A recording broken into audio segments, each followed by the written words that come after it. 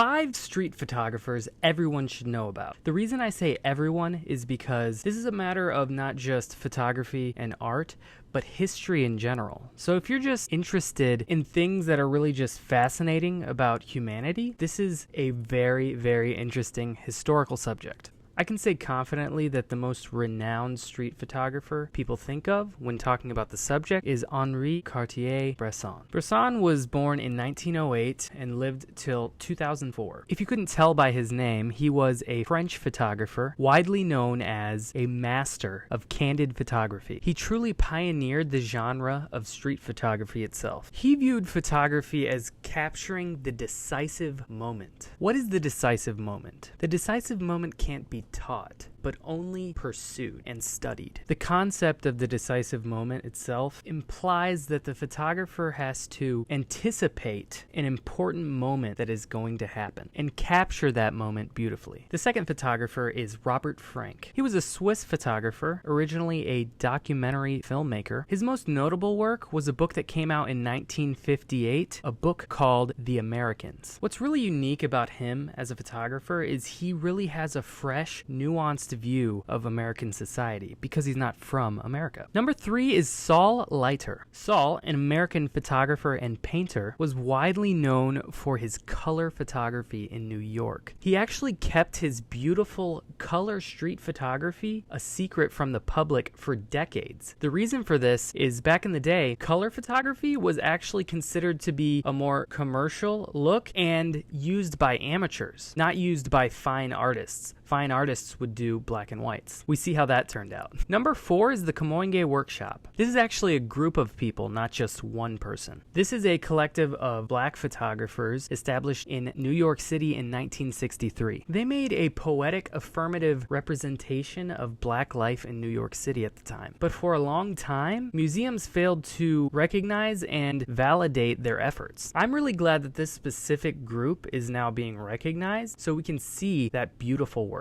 In 2013, they were recognized as the longest continually running non-profit group in the history of photography.